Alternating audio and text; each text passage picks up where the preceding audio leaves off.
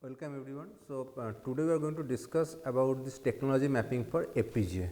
Specifically, we are going to talk about the basic FPGA structure, what are the components of FPGAs, and then we will talk about the technology mapping for FPGA, specifically LUT mapping, DSP mapping and RAM mapping.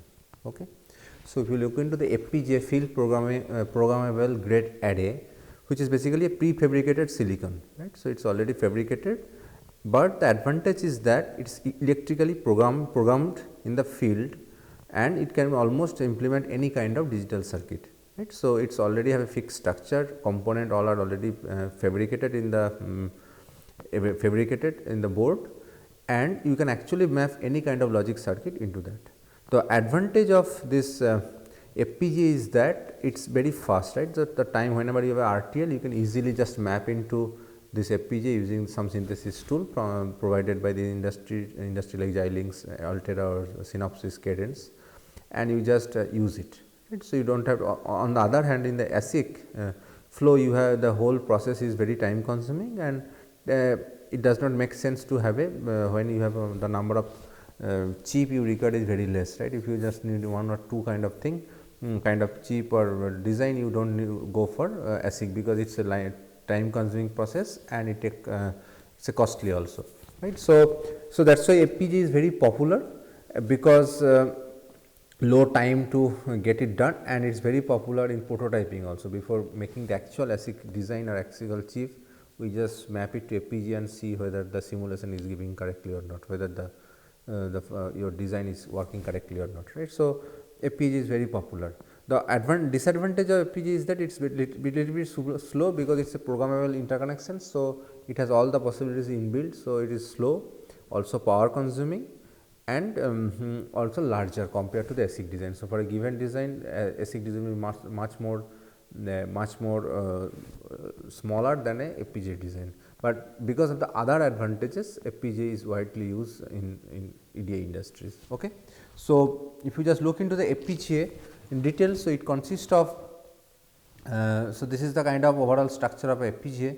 It consists of set of logic block, configurable logic blocks. They are just run in arrays and they are interconnected through this interconnection units, right. So, these are the interconnection units, and the IOs are placed usually in the outer interface, right. And this configurable logic block is basically is configurable. So, where you can actually map your design. So, it consists of both storage as well as the logic units. So, your design has to be mapped here, and the interconnection has to be done through this interconnection unit, and all this logic block is programmable, as well as this interconnection is also programmable. So, you can make connection from anywhere to anywhere, right. So, anywhere the connection can be made through these interconnections. Okay. And primarily this programmable component are mapped through SRAM based programming technology. Also, in some scenarios, this can be flash based programming technology or anti-fuse programming technology. Okay. So, if you look into the CLBs, configurable logic blocks, so it consists of, this is the primary component where your design has to be mapped, right. So, it consists of primarily a cluster of basic logic units, which is nothing but lookup table. Okay. So, and also it consists of some memory also, just to store for storage, like flip flop and all RAM and all other components, right. So, essentially this LUT lookup table is the building block of an FPGA, because this CLB consists of several 4 to 8 LUTs or maybe more in modern FPGAs. Okay. So, if you just look into this LUT is, LUT is basically lookup table, right. So, it consists of a memory which is SRAM based 1 bit memory, right, and it has some inputs, and it decides which memory bits should go at the output, right, and it also have a register at the output. So, based on the number of such input select line, we say it is a 4 input lookup table, right. So, 4 LUT. So, basically K LUT depends on the number of inputs, right. So, what does it mean? So, a LUT, if it has a k input, if k input LUT can implement any Boolean function of 2 to the power k, right. So, possibilities of bits are there. So, any Boolean functions of k input can be implemented here, right. So, if you just think about a Boolean circuit, it consists of maybe 100 to 100 gates, it has k inputs 1 to k, and one output. So, that Boolean circuit, it consists 1000 gates, it does not matter how many gates are there. So, it is you have to just capture the input output correlation, right. So, if the input is 0 0 0, then what is the output, 0 0 1, what is the output, and so on. So, basically you need that table for where all possible input possibilities are there and corresponding that output, right. So, that is the output bit, and this output will be stored in this SRAM, right. And when your input is say 0 0 0 all zeros, then the output is 0. So, this bit will be coming at the output, right. So, this is how that your Boolean circuit will be implemented. So, it is not that all gate will be mapped here, we capture the functionality of any Boolean circuit where we have k inputs, one output, that particular possible all possibilities of output will capture and will store that data stored in that SRAM, the memory bits, and this select line, the inputs will actually select which bit has to be the output, which output should come at the output, right. So, that is something is lookup table. And so, primary component of this CLB is a lookup table, and also if you just look into the interconnections, I also said ki these interconnections are also programmable. If you look closely on that interconnection, so these are the CLBs, right, and the interconnections we have switch box as well as circuit box, right. So, the switch box, if you look into this, there are interconnections either bidirectional or normal all possible directions. So, you can understand here. So, whenever some data come, it can go this way, that way, and all the possible ways, right. So, these are the controllable. So, if you just set this bit is 1, then this data will go this way. If you set this bit is 1, then this data will go this way, and so on. So, if you just set this one 1 and this 2 0, that means this input will come and go through this way, right. So, this is so this is how the whole circuit is implemented like this, bidirectional and unidirectional. So, so this interconnections has to be programmed also, right. Based on the actual interconnection, we are going to set these bits 1 or 0 to make the actual interconnections, right. So, this is how the overall structure of this FPGA. Okay. So, this if you look into an FPGA, it does not only consist of LUTs. So, this CLBs consist of several LUTs, and also some of the CLBs are DSP unit, right. So, if you just look into this one specific structure here, you can see that a column specifically used for dual port RAM. There is another column which is specifically used for DSP, right, DSP 48. So, that means in this overall structure, as I said, these are all CLBs. Some of them will be used specifically for DSP, some of them is for RAM, and some of the other is for logic units, where is basically we have this logic this lookup table based structure are stored.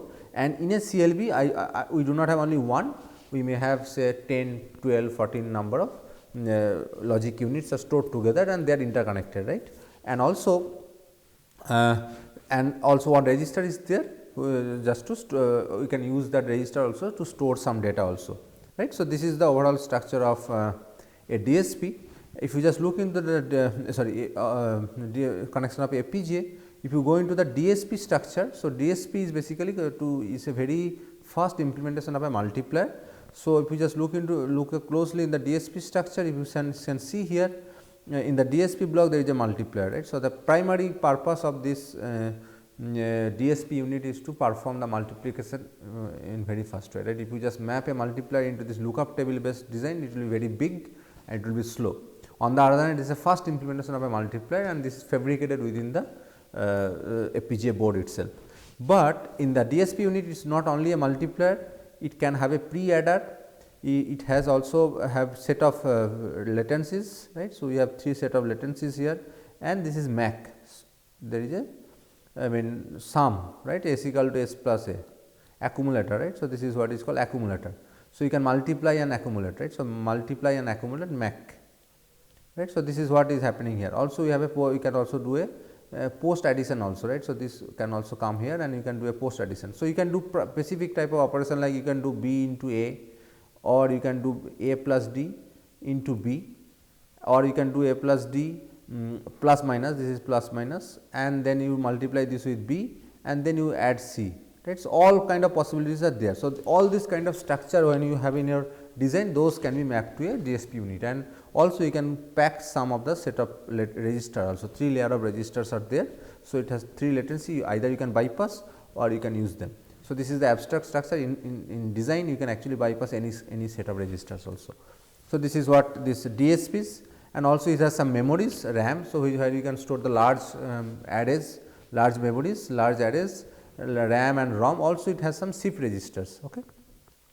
So, shift register in hardware, you know, there is a specific kind of register where you have the data in every cycle, you shift the data by 1 bit by left or right, left shift or right shift, right. So, in specifically in filter application, the shift register is widely used. So, some of the registers, I mean some of the memories also shift register inside the DSPs, inside the FPGAs. So, so this is the overall configuration of a FPGA. And now, if you just look at specific case, an example Altera Statics 2 board, you can see here this lab is nothing but the CLB. So, in Altera this lab is called as CLBs are called as lab is logic array block. So, which is CLB. So, inside that, so you have series of labs, and these are the and some of them are actually smaller RAM, right. So, these are the smaller RAM, you can see this is M 512 bits RAM. This is also RAM, sorry, this is DSPs, this is DSP block, these are again lab, and again there are smaller RAM M for 4K bits RAMs are there, and there is a bigger RAM also, right. You can see, and the IOs are here. So, these are also IOs. So, this is a specific structure for statics 2 block, and if you just see have some detailed data like, so this lab which is basically CLB consists of 8 ALM, right, and each ALM consists of 2 LUTs. Okay. So, that means effectively in a CLB we have 16 kind of LUTs. Okay. Also we have other input like the to dedicated full adder is also implemented there, a carry chain and a register chain, right. So, what is the importance of this carry chain? What is the utilization of this? Whenever you have a adder circuit, so it has a carry, right, and if the carry has to route through this circuit block to somewhere else, it will be slow, right. We want to execute the add in fastly, right. So, what it actually happen inside the lab, whatever the 16 LUTs are there, they are connected, right. So, their output are connected each other locally, not through the other circuit block. So, this is carry chain. So, whenever you implement a adder inside a CLB, that carry will not be routed through the switch box or circuit box, right. It will be internally connected, and it will be very fast connection path. So, that actually you can do this additions fast, right. So, this is how this adder is also can be implemented in the LUT in faster manner. Okay. So, this is something the detail about the statics block. So, this is all I just talked about, just to give a brief idea what is FPGA and what are the different components are there inside the FPGA. Because when you are going to talk about the technology mapping, we need to know what are the components are there which can be used efficiently for your design purpose, right.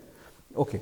Now, if we just look into our software flow, right. So, EDA software flow, we know this high level synthesis, then logic synthesis and physical synthesis, right. So, after logic synthesis, you know, in the physical synthesis we have this floor planning, placement, routing. So, in FPGA, whenever you have after the logic synthesis is done, now you have to map your circuit into this LUTs in DSPs and this RAMs, right, because you do not have any gates in the FPGA board. So, whatever the circuit is there, how many gates are there, you have to find out. So, if you know your design has say k input LUT, right, so 4 input LUT. So, you have to figure out all possible such 4:1 kind of component or the pattern in your design, and that has to be mapped into that in a single LUTs, right. So, you cannot map all the gates individually one LUT, that will be more costly. So, we have to find a pattern and we have to map them into the LUTs. We have to find the multiplier, we have to map them into DSPs, we have to find the big arrays, we have to map them into RAMs. So, that is what is called technology mapping, and once this is done, then it will go through the normal procedure like placement, routing and all other stuff, because finally you have to map them into in the actual hardware, you have to place them into specific LUTs, because and then you have to also make the connections, which is routing. So, those are the normal steps as like ASICs, but in technology mapping we have to do a specific stacks which is specific to FPGA, and that is that discussion topic for today. So, we are going to discuss more on how to map a big circuit into FPGA into LUTs, into DSPs, into RAM efficiently, right. So, that is what we are going to talk about today more. So, that is what is explained again here, that for ASIC the difference is that we have a cell library, right. So, in a cell library typically we consider of a complete set of said like AND gate and NOT gate. So, through which you can implement any kind of gate XOR, XNOT, NAND, NOR, and any gate we can represent using NAND and NOT, right. So, and we have also set of registers like D flip flop.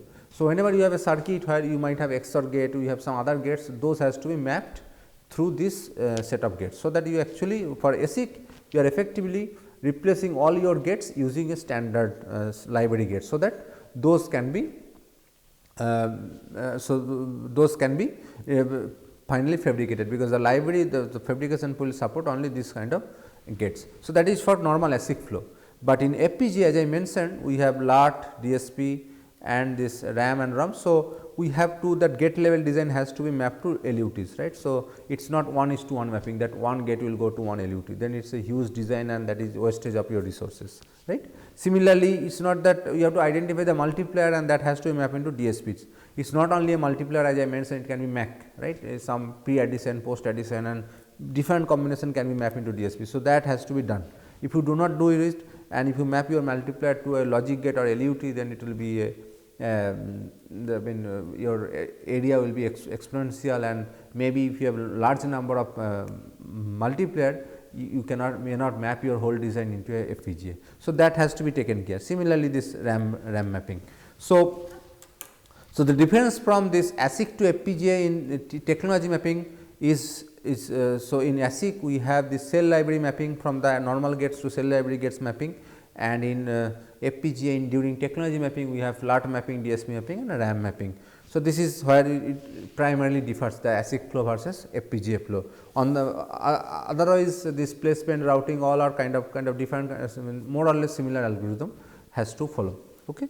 So, we are going to discuss more on these three today. Okay. So, let us start with the DSP. So, as I mentioned that the DSP unit is capable of doing many things, right. So, it has a pre adder, we have a post adder, we have this MAC summations, and also we have 3 set of registers, right. So, the objective is to map maximum kind of substructure into this structure, right, because if you have also you just do a addition in this block, then also occupying the whole DSP. If you want to multiply only want to do a one multiplication here, then also you are actually occupying the whole DSP, because this DSP cannot be used for something else.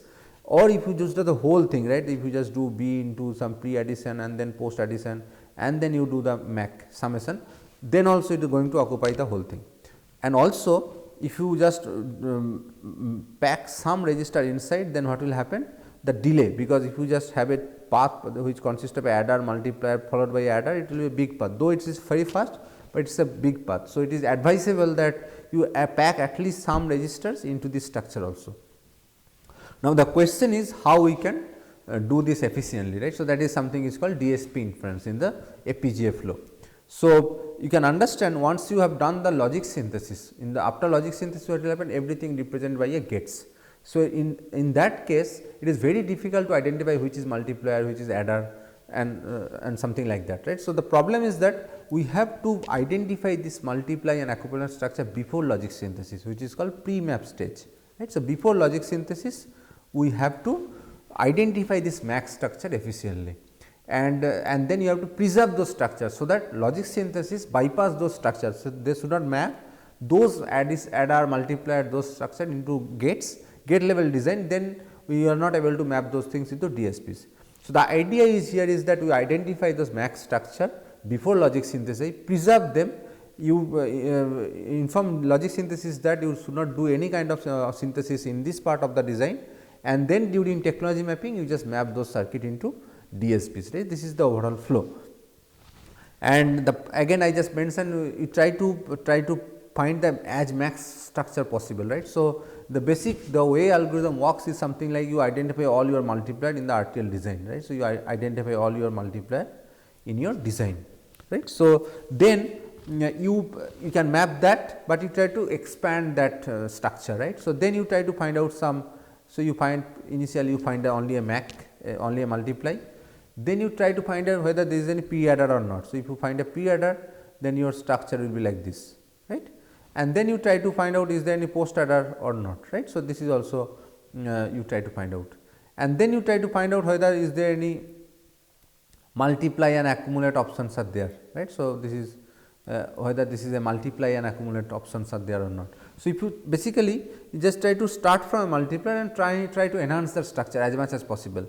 So, suppose you figure out this structure, right. So, you figure out this structure that I have this a pre adder as well as a post adder, then you can actually have this structure, right. So, this is the max structure we are going to preserve, and but there is no register here. Then the next objective will be you try to do some local retiming just to move some register nearby register. There may be some registers here, right, some register here, maybe there are some other logics here, but finally, there is some register. You try to move these registers into this structure, you move these registers here, you move these registers here, right. So, register here, so that you can pack those registers as well as in the max structure.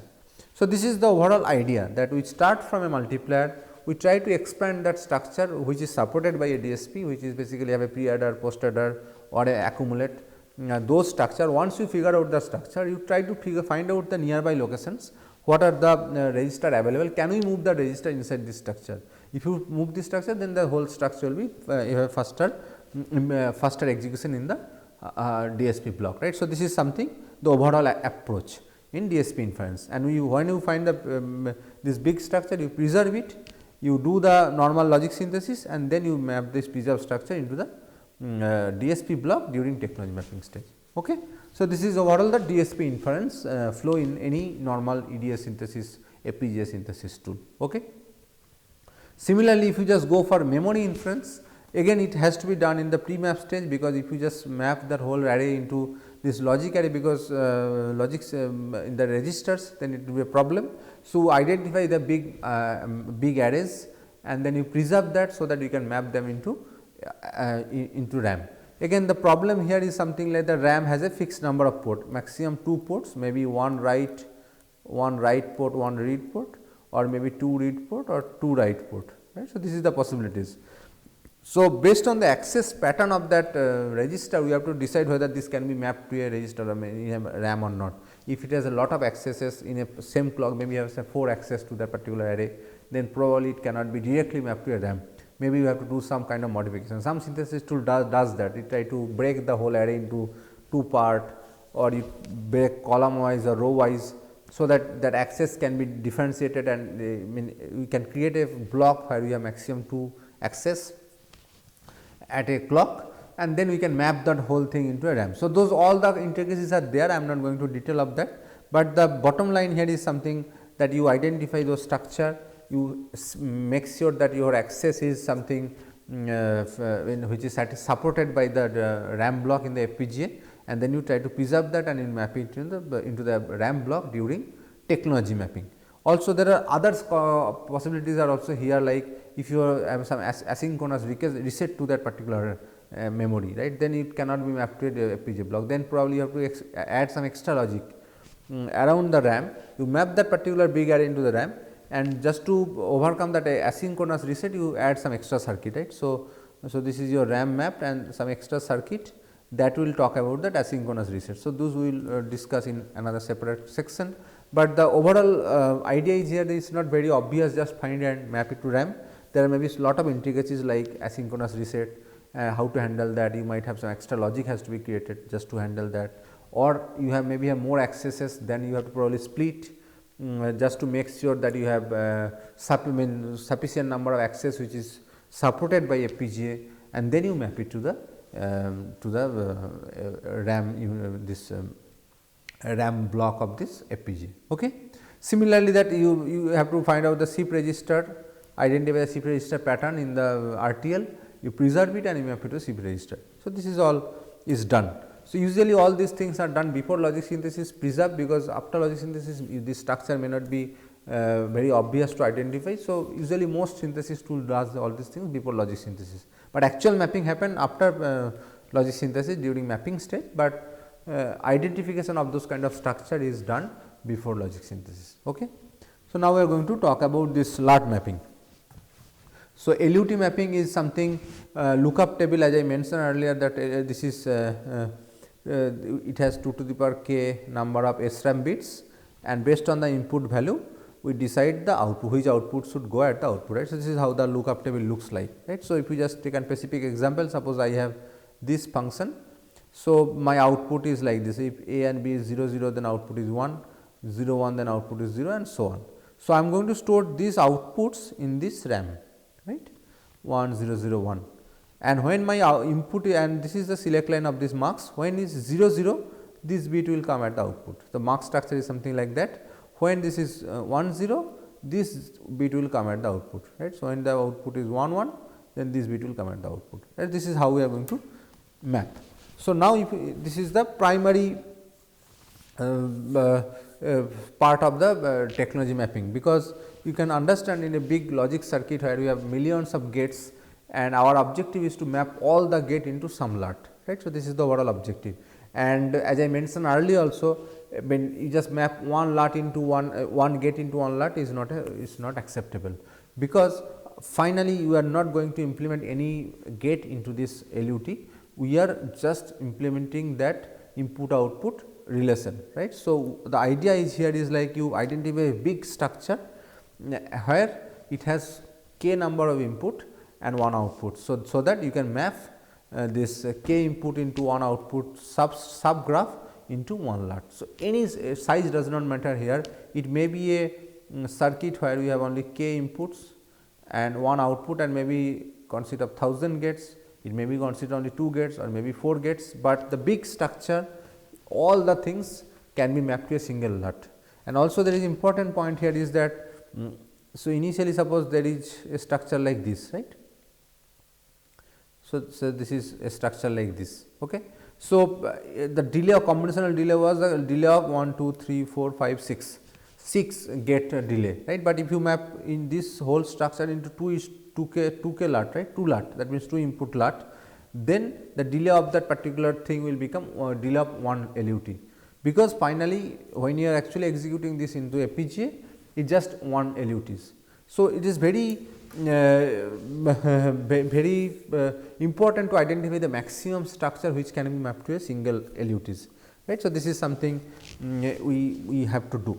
So, if you just think about how the whole mapping idea works, suppose you have a circuit like this, you try to find out this kind of a substructure, right. So, you try to find out a substructure, and here input is 1 2 3 4 5. So, you can map this whole structure into a 5 input LUT, right. So, 5 LUT.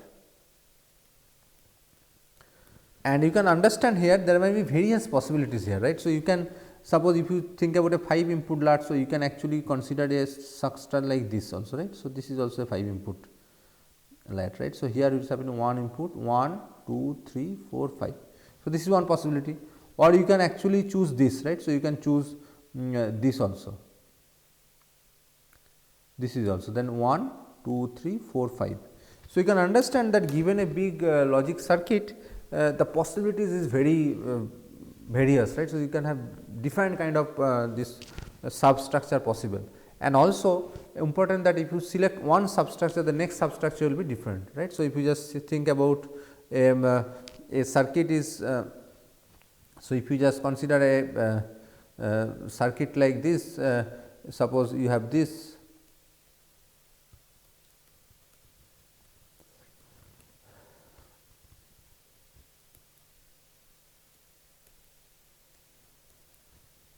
I am just considering some arbitrary circuit like this. You can see here, suppose I want to map this into 4 input LUT, right. So, if you just select this one, I select this one, right, then I have to select, so this is a map to one LUT, right. So, this is LUT 1. Now, I have to map some, because this is one output is common, I have to create another LUT here, right. So, just to map, because this is one output, it has to map here. Similarly, I have to map, so there are 2 out, so this is another output. So, I have to map this structure. So, since this is already occupied here, there may be some duplication as well here, right. So, because I want to get another 4 input 1 output LUT structure here. So, there may be some duplication as well, and also similarly, since this is one output, I can choose this one. So, this is one possibilities. Now, if you just think about, instead of doing this, I can instead of selecting this, suppose I do not select this and I select, so I do not select this one, right. So, this is my structure. So, instead of selecting this, suppose I select this, right. So, this is also a 4 input LUT, right. So, this is 1, 2, 3, 4. So, now the next structure will be different, right. So, initially I select one possibility, I select this one, then I have to select something here and something here and something here, right. Now, if I select this one, now my choice will be different. Now, I have to select another LUT here, right. So, this is also one possibility. So, this is one possibility, right. So, this is okay. This is also not exactly correct, because one output is here. So, I have to select this, right. So, this is 1, 2, 3, 4. So, similarly, I have to select something here like this, right. So, I have to select something here. So, the idea, the main point here is that there are huge number of possibilities, and one choice decide the next choice, right. So, the idea is that it is not, the choice is not unique, there may be various possibilities, and it is not like that if you choose something you have always a unique choice, right. If you select some other one way, the next choice will be different. So, the idea here is that there may be various possibilities, and your objective would be try to map those whole logic structure, so that you all the gates of your design is mapped to some LUT, and the your objective might be area minimization.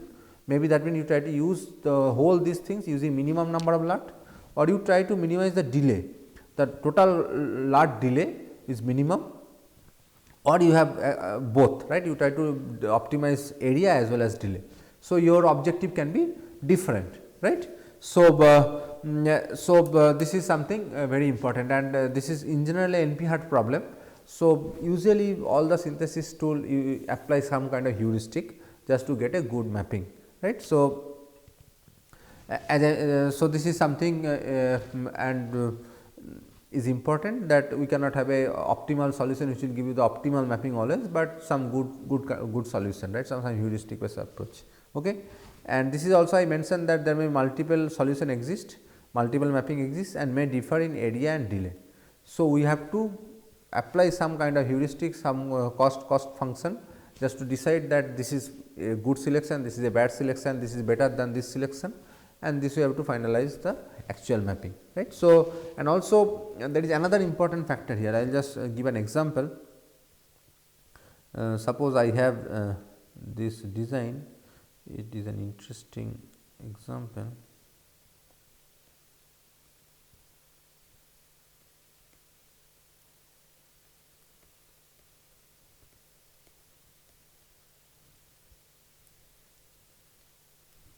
Suppose this structure I have given to you, and I ask my LUT size is 2 input LUT, right, 2 LUT. That means the LUT have only 2 input, right. So, how many LUT structure is here, and how many LUT is required to map this circuit, and what is the delay, right. So, one possibility is that you map this into one LUT, right. You map this into one LUT, because again 2 input, one map into this LUT, then you can map the whole this structure into one LUT, because now this is also 2 input, and also similarly because and this is also into one LUT, right. So, how many LUTs are there? 1, 2, 3, 4, 5. So, implementation 1, I have 1, 2, 3, 4, 5 LUTs, right, 5 LUTs. On the other hand, and the delay is 3, there are 3 delay in any path, right, 1, 2, 3, 1, 2, 3. So, delay is 3 LUT delay, 3 LUT unit, right. So, this is the possibilities, but on the other hand you can actually map the whole circuit into one LUT, right, because if we just think about the whole circuit, I have 2 inputs, 1 output, right. So, implementation 2 is only 1 LUT is required and 1 LUT delay. So, you can understand. So, given such circuit, if you just choose this way, then I need 5 LUTs, 3 LUT delay of the circuit is 3 LUT delay, and here 1 LUT and 1 LUT delay, right. So, the primary point here I try to say is that, so if you start from here and if you just identify a node, and whenever you find a 2 input, and if you stop here, so that means this is one cut, right. Cut is something you start from something and you find out whenever there is a k input is coming to that circuit, right. So, then this is a cut. So, if you find a cut of size k or say 2 here, if you stop there, then the kind of solution you are going to get may not be the optimal, because it may be at this point it grows high, right. So, if you just find a cut here, the input is 1, 2, 3, 4. So, I have a cut here which is basically of size 4 input cut, but which is not supported by my target architecture, because I assume ki my LUT structure is 2 input 1 output. So, if you just stop here, then you will end up having solution of this, but if you ignore that and if you go further, then you might have a reconvergence of path, right. So, this is what is happening. So, it grows and then it sink, right. So, if you have this reconvergence and finally, you end up in a cut of this, the whole thing is also a cut, and this is a whole thing is also a cut, and it has 2 inputs, right. So, this is something also important. Sometime even if your target is 2, you may have to go further, because after some time you might have a reconvergence of path, and through which you can actually map a bigger circuit, a bigger logic into a single LUT, right. So, this is something also possible. So, that is the core point or the key point is there. There are various possibilities and various way to actually identify the number of LUTs, and reconvergence is also important, and sometime some duplication also may happen. So, duplication when happens, if some node has a fan outs, then this node may have copied into 2 LUTs, right. So, this node is actually placed in this LUT as well as this LUT. So, this is called duplication. So, duplication is something should be avoided, because unnecessarily I am mapping these things to multiple node, right. So, this is something we will discuss further, how to take care of the duplication, how to take care of the reconvergence and the other factors. Okay. So, we will discuss all those things detail. So, before that, how to calculate the delay, what is the LUT delay. So, in this circuit you can see there is a path from here to here. So, this is the maximum longest path, and 1, 2, 3, 4. So, 4 unit of logic delays, right. So, logic gate delays in the normal RTL circuit, but if you map this into LUTs, what will be the what is the delay, right. So, this is something we are going to understand. So, suppose I map this into suppose my target is to 3 input LUT, right. So, 3 LUT. So, that means a LUT can have maximum 3 inputs. So, suppose I map this into 1. So, at this point delay of this is 1, right. So, this is the delay, optimum delay at this point is 1, because this is 1 LUT delay. So, now suppose I map this also into another LUT. So, at this point so I map the whole thing, this whole structure into 1 LUT, because now I have 3 input, right, 1, 2, 3. Then at this point also delay is 1, because though there are 2 gates, but at this point the whole thing is mapped to a single LUT. So, optimal delay at this point is 1. Similarly, if I just take this example, so here also the delay is 1, because this is mapped to 1 LUT, and now if I just take this I decided to map this whole thing into 1, then how we calculate the delay here? I will just find out the delay of all the inputs, maximum delay, and I just add one more delay here, right. So, this is optimal delay at this point 1, of this at this point is so this is not there, at this point optimal delay is 1. So, this should be optimal delay of 2, right. So, this is what is talked about. So, at this point the optimal delay would be 2. So, this is how I can actually identify the optimum delay of the whole circuit at the output, right. So, what is the maximum possible? So, given a mapping, what is the delay of that particular LUT mapping, right. So, this is we can actually identify, and which is basically nothing but the maximum delay of all the inputs, right. So, all the maximum possible delay of all the input plus 1. Okay. This is how we can actually estimate the delay of your mapping. Okay. So, now I am going to talk about this LUT mapping in detail. So, as I mentioned that LUT mapping is something we have to find out the cuts. Cut is something, a cut means what? A cut of size k means there are k inputs, 1 output. So, you have to first do all possible cuts in your design. So, cut enumeration. So, first step is something generate or enumerate all possible cuts, that is called cut enumeration, and the second step is that you try to cut select. So, there may be lot of overlapping and lot of duplication cuts and all those things. So, I have to find out the minimum number of cuts which actually cover all your gates, where we have minimum number of duplication, right. So, this is something called cut selection. So, there are two primary steps here, cart enumeration and cart selection. And as I mentioned, this problem is NP hard, we do not have a exact solution, that the solution is this is the minimum possible mapping of the gates into a k LUT, right. So, we always have a heuristic based approach, or which is basically kind of iterative. So, you do some one mapping and then you try to do something, try to change little bit, go do another iteration, try to do some modification in the mapping, try to get a better result, right. So, this is what is called this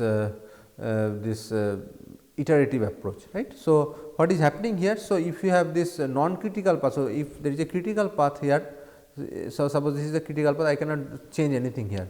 Maybe something can be done for this node or something other nodes, right. So, which is not in non critical path. So, their mapping can be little bit of change, so that I can have a better mapping, whether I can minimize more areas, right. So, this is something the overall idea, that I have one mapping and then I iteratively try to improve the area over that particular mapping, right. So, and one of the key factors is the duplication, how to remove the duplication, as I mentioned earlier also. Okay. So, let us go into this cart enumeration steps. In cart enumeration, the basic steps is like this. So, we process the node in topological order from the primary inputs to the primary outputs, and then combine subcart into create new carts, and also search for reconvergence. So, reconvergence example I have already given, that even if your target is to map the things into k LUT, but you should not stop whenever you find a cart of size k, because that may not be end of it. So, you might grow little bit further and then finally, you might find a reconvergent path, and that will give you a better mapping. So, which I have already given example. So, I will talk about the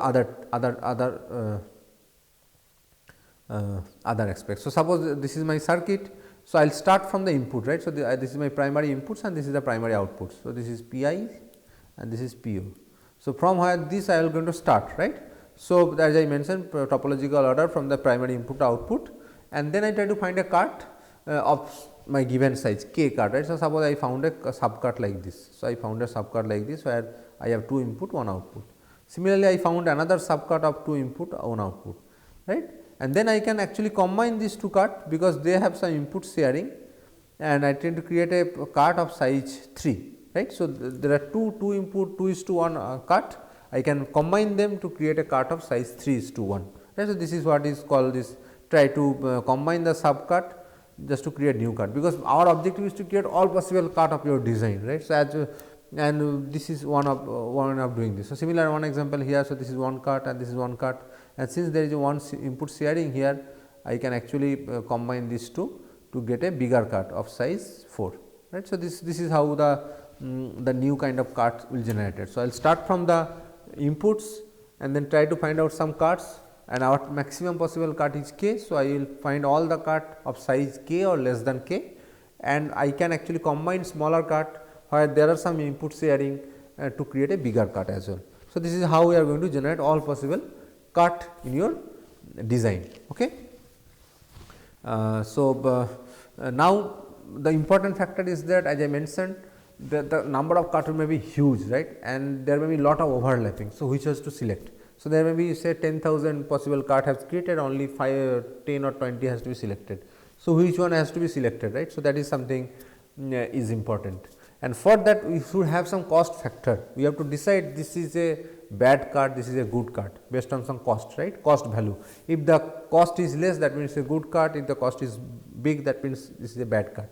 So, how to decide a cost of a cart? Okay. So, that is something and based on that we are going to choose the better cart, right. So, that is given by this. So, there are 2 factors, cost contributed by the specific cart and the cost of the input, that I am going to discuss, right. So, suppose I have this cart, right. So, cart means what? 1 output and k output. So, cart of size k means there are k input 1 output. So, suppose this is my cart, this is the cart, and so I am going to talk about, you see in the next slide, that what is the component and the total cost of that cart, contribution from this particular cart, and this is from the input. So, what is this? What it says that the size of the input. So, I say this is a 4 input cart. So, there is 1 input, 2 input, 3 input, 4 input.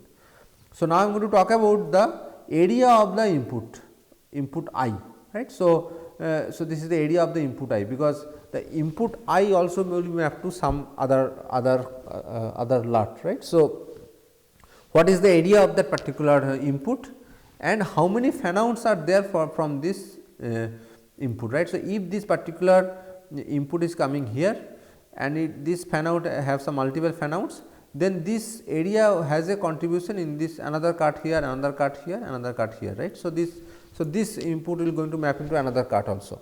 So, that the effect of this area will be distributed among these 4, right. So, that is how this comes, that area of that particular ith input divided by the fan out value of that particular input, right. So, if the fan out is more, this will be less, if the fan out is less, then this value will be high, right. So, this is something how to tackle the input and how to handle the fan out of the input also, right. So, this is how we are going to handle the area. So, here one point to be noticed here is that only the cost is not associated with one card, because as this is interdependent, if we select one card, some way their input we have to select some other card from their input, right. So, from the input of that card. So, since the dependency between the cards are there, so we have to take care of the cost of the card itself along with the associated the inputs and outputs, the associated or the surrounding cards also. And what is the surrounding cards? Those are the inputs, right. So, from the inputs, what is the area and their impact on that particular card, and if that input has a higher fan out, that means it has a less impact, because that is a good selection, because now I can use this card output to multiple cards, right. So, this is something we can do. So, this is how this first factor comes. Okay. So, then we will talk about this cost of that particular area card of the card itself. So, okay. So, that I am going to discuss first. So, the first thing is here is like, suppose the factor is like, suppose this is my card. Okay. So, key parameter is the card size, of C, IC. So, that means card size is the number of input, right. So, if I just select a card like this, this is the card size, right. So, this is the card size IC. This is the number of inputs, right, and then NC is the number of node inside, right? The number of node inside is the NC by the card. Okay.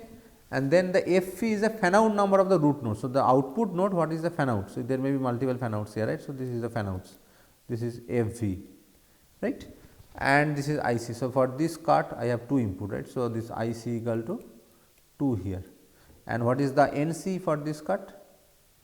NC for this card 1, 2, 3, 4, 5, 6, right. So, there are NC is 6 for this card, and FV there are 3. So, FV equal to 3 for this cut, and then that PF is the duplication cost. I will talk about that. So, the cost contribution from this particular card is given by this factor. Okay. This is the primary factor. So, it is saying that IC by NC plus FV. What does it mean? So, more nodes in the graph, that means it is a good card, right. So, if you pack more nodes in a particular card, that means a good card, because you are trying to pack many or big number of gates into one card. So, this is a good card, and as I mentioned, if the value is UC is low, that means a good card. So, that is why this come into the output, right, in that here. Okay. And also as I mentioned here, if there are more fan outs from this output, so this card will be shared among multiple cards from here, because I will have another card here, I will have another card here, I will have another card here. So, this card will be shared among all this. So, that means it has a positive impact, because one card I am going to reuse in multiple places. So, that also reducing the cost factor, and if and this is, so this is IC is the number of card size. So, the cost of that particular card is given by IC by NC plus FB. You can understand, if the number of node is big, now FB or the fan out from this node is big. So, this value will be less, right. So, this is something. So, so that will become a good cut, and the other two factor is something I will talk about now, which is basically duplication cost. Okay. What is the duplication cost? So, you can see here, suppose this is my F node, so root node, right. So, root node is the last node, and if the input of this is F1, this is F2, right. So, the input of that root node, and from here this is very important things to notice. If there is a fan out, right, the problem here is that if there is a fan out, there is no output from this card, because a LUT has one output and k input, right. So, since this is my output, this output is not available. Once you map this card into a single LUT, this output is not available, right. So, this is very important. So, see, but this is going to use in somewhere else, right. So, this fan out is going to use somewhere else. So, the problem here is that means this node has to be duplicated in some other card. So, for this, whatever the card I am going to generate, I will just draw it, so you will understand. So, let remove this. So, the problem here, as I mentioned, the only output is available this. So, this is not an output available to us, right. So, now, but this output is going to use some other nodes. So, whenever I am going to decide a card here, this node has to be duplicated for this card, because this node is not available for me. Similarly, if I am going to for this also I am going to have a this node has to be duplicated, right. So, this is the problem. So, if that particular root node, the parent node, that previous node of the root node has multiple fan out, that is actually bad thing, because if has multiple fan out, that has to duplicate in different other card also, which is actually unnecessary. So, that has a negative impact. So, this PF is given by this. So, as I mentioned here, so this is given by this. So, so the F1 and F2 I talked about. So, this is so in general this is F. So, the number of node in that particular card at the input, and this IC is the size, right. So, if the point is here that if there are number of nodes is here is high, then the possibility of duplication is also high, right. That means, this is a larger duplication cost, and this IC is the normalization factor. So, as I mentioned here, if that particular in the cart, so we always consider sub cart here, right. So, if in the sub cart of this input F1 has more number of nodes, that there is a high chance that some of them will have a fan outs, and that will create a duplication. So, that means, it will increase the cost of that particular cart. That means, it is a bad cart. The basic idea is that if you select a cart and if the internal node has some fan out, that is basically redundant thing. So, that node has to be duplicated for some other cart. So, that means, you should not choose this kind of card, try to avoid this choosing this kind of card, because this is something there are lot of node will be duplicated in some other places. So, that will increase the cost. As I mentioned, the low cost is good. So, if there is no such fan out, this will be 0. So, there is no impact of that. So, the cost will be less, but if there are lot of nodes, then the cost will be high, there is a high chance of duplication. So, we try to increase this cost of this particular cart, and we try to mention that this may not be a good cart. Okay. So, this is how we are going to handle this duplication. Okay. So, this is something we talked about. So, there are three aspects here. The first thing is that we generate, we will start from this primary input to output, and we choose the subcut. We combine the subcut to generate a new cut, as I mentioned here, and then also we try to remove the duplication, avoid the duplication, this way just to increase the cost. And also as I told, the reconvergence also has to taken care, that example I already given. So, these are all these things we are done iteratively, just to find out all possible cut, so that I get all possible cut of your in a design, right. So, once we have generated this, the next step, and as I mentioned, the cost is something is given by this factor, which has impact of that own factor, the size from the cut size, and that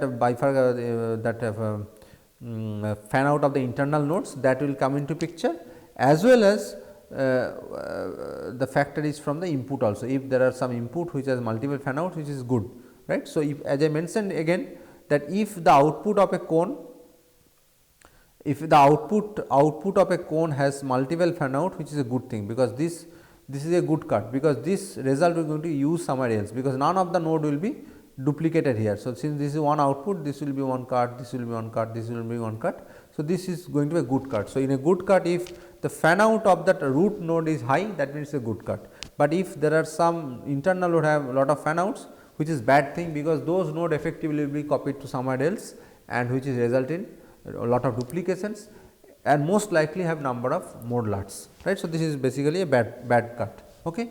So, once you have done this, we have to select, right. So, we have to going to select the cut, and the cut selection, as I mentioned, we have again this is something a heuristic algorithm is happening. So, our objective is try to cover all the gates of your design using minimum number of cut, okay.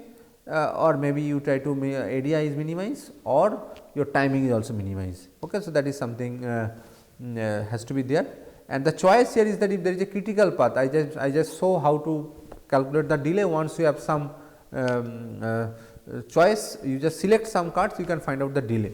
So, whatever in the critical path, that cannot be changed, but if something lies in the non critical path, there I can actually make some choice, some alternate, so that I can improve the area, okay. So, usually it happens in iterative process. So, I create one solution, then try to improve the solution in every iterations, and there are some other factor also which is important, right. As I mentioned that this cut are interdependent. So, once you select any cut, I associate some cost with it, right. So, using the logic I just defined in just previously, right.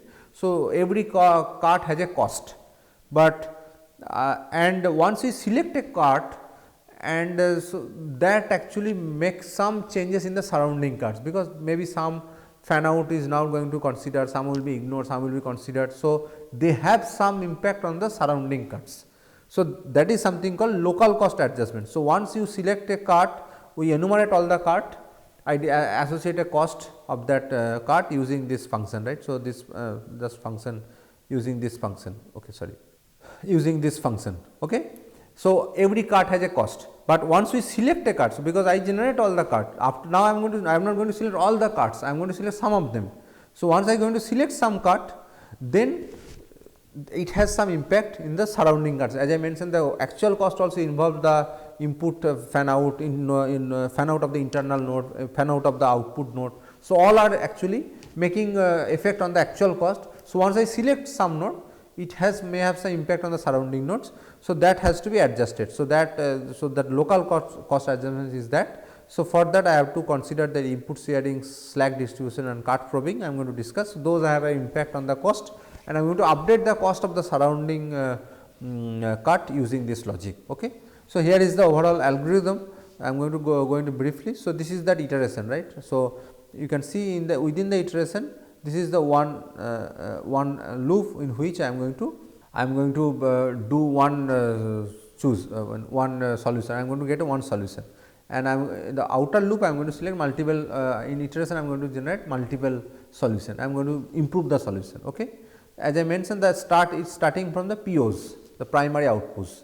The cut selection starts from the primary output. Okay. So, my L is that list of POs, primary output of your circuit, and then I just find out the required time using some analysis, that what is the optimal timing, depth and all those things using that logic. And then what I am going to do, I take one output and then I pick a cut, because from that cut. So, suppose this is my circuit, I took a output node, right. So, this is my output. So, from this in the enumerated list there may be many cards, right, maybe 10, 20, 50 cards possible, starting which has the output this. So, from that I am going to choose one card which has the less cost. I am going to choose the cost which has the less cost, which is a good cut.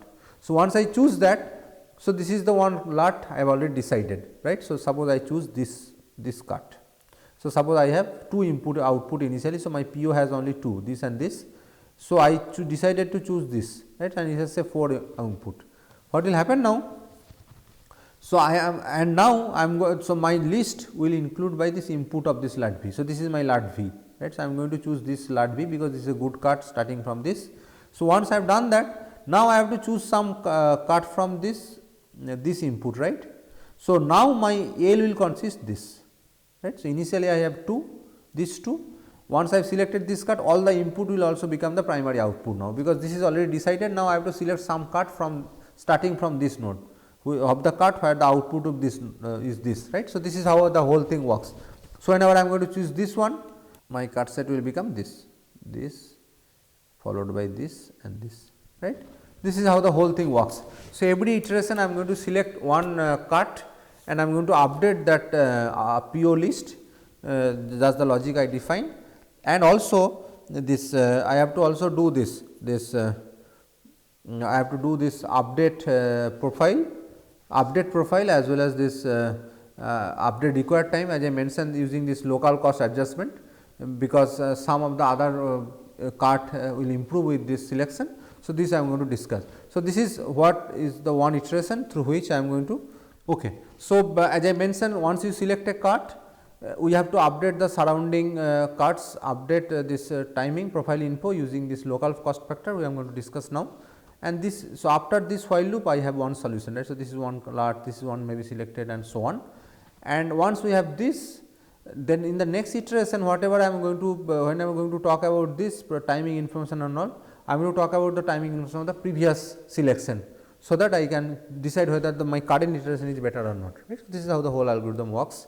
Now, if you just think about that local cost factor, one of them is input sharing, which is very important, and I also mentioned earlier also. So, suppose I have decided this is one cut and this is one cut, right. So, this is one cut and this cut is shared in many places. Now, once I start from this, so just to elaborate this example, suppose I have this. So, I have decided this cut and then say suppose from this input I have selected this cut as well. Okay. So, this is something I never know which order it will go. So, suppose I have selected this one. So, now if I start from this node and if I found that one of the I saw a cart where one of the input is coming from one other cart which is already selected, right. So, that CW, then this cart is a better cart, right, because this particular input is sharing among multiple cart which is already decided. So, there is a high chance that the duplication will be less here.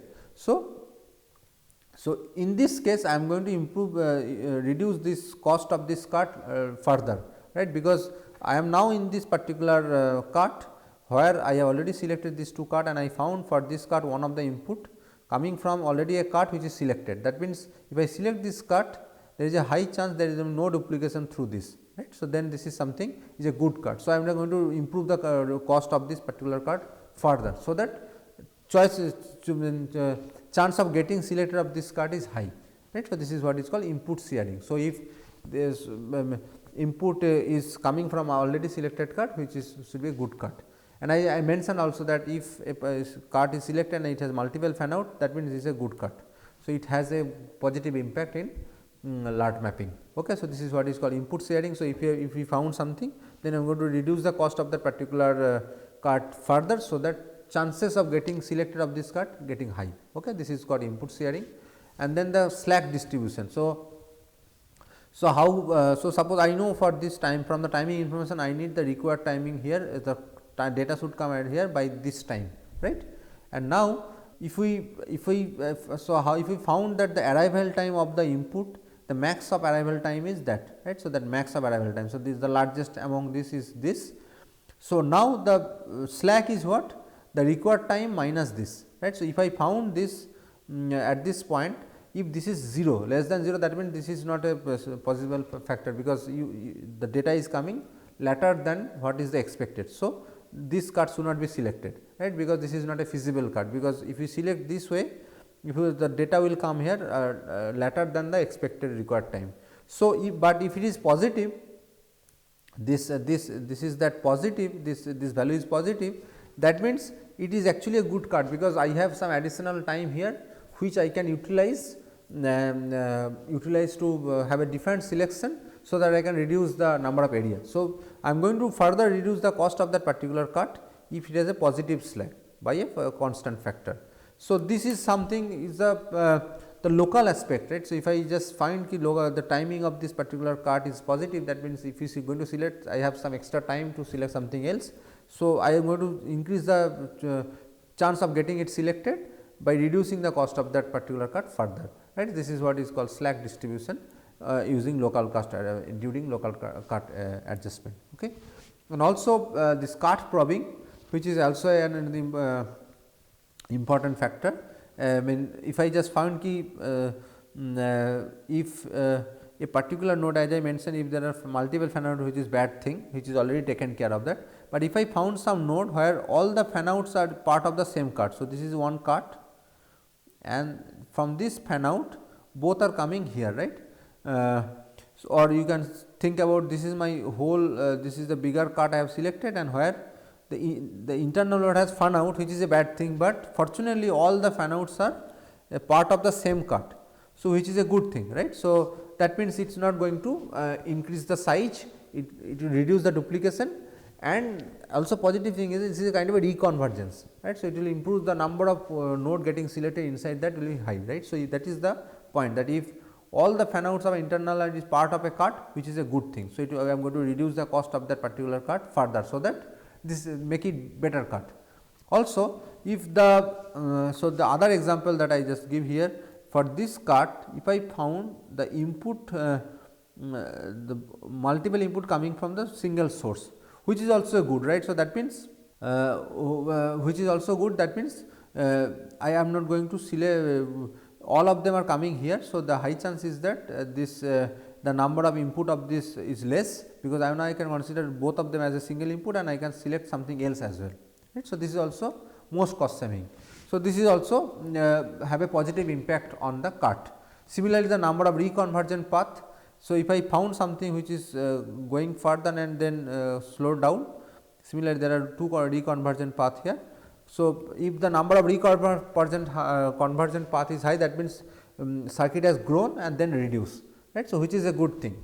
So, that means the possible of number of gates that is getting mapped into this particular cut is high. So, again all these three aspects actually improving the getting chance of getting selected of this cut is high. So, I am going to reduce the cut cost of that particular cut further using all this scenario, right. So, this is something I am going to do it locally, because and now this is also decide about the current scenario, because once I have selected something, the next iteration I am going to update this, because I know now the surrounding things what is happening there, right. So, this is all these three, this cut probing, this slack distribution and the input sharing is the three factor through which I am going to improve the factor of the cost of the cut locally, right, and during the iteration, and this is how that this is how the whole selection algorithm works. Okay. So, this is how the whole thing works, that I start from the output, I am going to select a base cut, but I am going to select this peak cut, I am going to update the all I consider all this local factor like input sharing, slack distribution and this cut probing to update the cost, and I am going to select the best cut. Once I have selected that, their input will become the PO now, right, because this is selected, their output will become PO, and then once this is selected, their output also input will become the next starting point. So, this is how the whole algorithm works, and finally, I am going to select cut which will cover all the gates of your circuit. Okay. So, this is what is LUT mapping all about, and as I mentioned that if a node has high fan out as a root is of a cut, which is a good choice. A node with high fan out at internal node is a bad choice, because high chance of duplication is there, and our objective is to try to reduce the duplication as much as possible and try to map the whole thing in minimum number of LUT and minimum number of delay. Okay.